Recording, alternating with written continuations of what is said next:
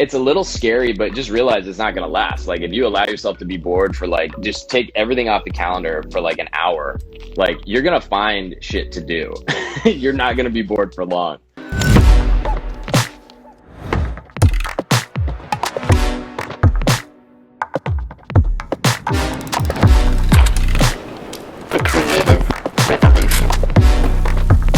One of the things that's been interesting to me is looking at kind of the waves that have hit, where it felt like everyone kind of like sprinted, you know, like at the beginning, everyone's like, all right, new shit, let's go. And then dove in and then hit a wall and was like, oh, this is going to be a lot longer and different than we expected it to be.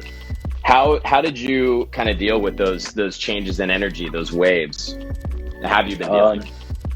Yeah, I mean, still to this day, honestly, I feel like everyone is still dealing with them. But like initially, I was with everyone else. I was kind of in shock. I was bored. I was depressed. I was having super mad anxiety about like what was gonna happen next. Like what's gonna happen with my projects. What's gonna happen with my job. Like what's gonna happen. Period. And then you kind of get used to it. You kind of settle in and realize that you just accept your reality. And I think once the clients and our brand started to accept that this is where we are, and they wanted to start kind of taking that chance and like, okay, we're not going to be back on the physical production for a long time, but we can do this in the meantime. Once they started to kind of open up and kind of get comfortable with where we are, that kind of led to us, like my agency getting comfortable, and then like obviously me getting comfortable. And then, like I said, I would start to like repurpose old footage.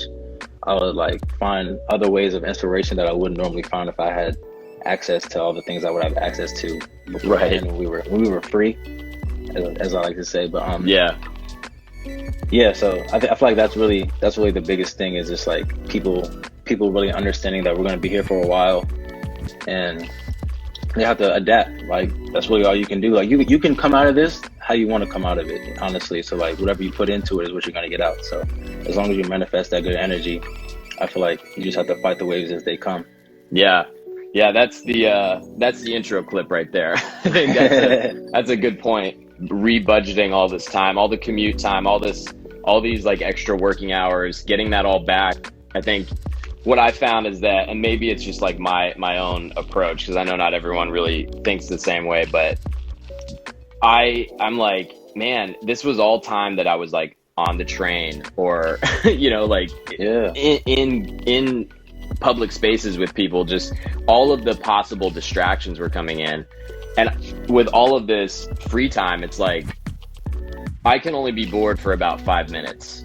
You know what I mean? Like then I'm like getting creative with stuff, and I think really embracing that and realizing like boredom is like, it's a little scary, but just realize it's not going to last. Like if you allow yourself to be bored for like, just take everything off the calendar for like an hour, like you're going to find shit to do.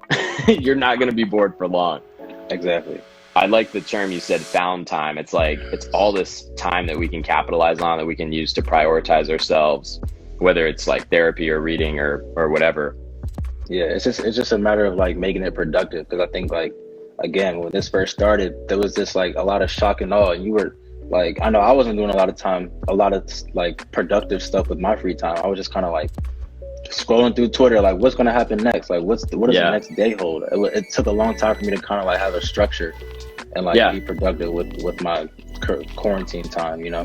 That's super fair though, because I think there was so much, and I mean, honestly, there's so much uncertainty about it. I think people are kind of wondering, how do I prioritize? Like, what do I put my time into? You know, am I going to have to go back to some like kind of version of normal? Am I going to get into, you know, new commitments that I can't really keep up with?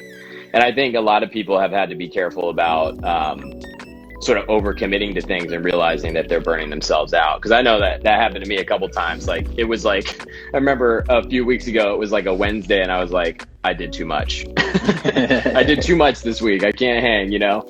And but I think that, you know, you just got to be honest with yourself. Like if you're stressed out and you're like, you know, kind of ground down to the nub, it's like, just relax for a second. Yeah. Take a break. Relax for a second. That's very fair given the circumstance. At first, boom, there was no structure, didn't know what to do with my time. Now there's a lot of structure. There's a lot going on. Everyone's like in full mode again. So like, I feel like before, like you said, things go back to normal, whenever that may be, I think it's important to just like step back really quick and just like take a little vacation. You know what I mean? Like take a week to yourself. Like you have it. Like there's still not a lot going on. Like you won't really miss too much. You know what I mean? So Yeah. I think it's important just to step back, and that'll do a lot for your creativity, your productivity, and so forth.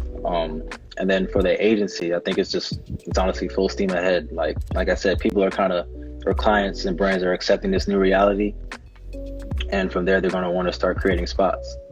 And they want those spots to be spot on, like we talked about. Like they want those to come across, not tone deaf. They want to make sure they have the right voice to them. So that falls on us. So it's a lot of taking a break and working hard at the same time. Yeah.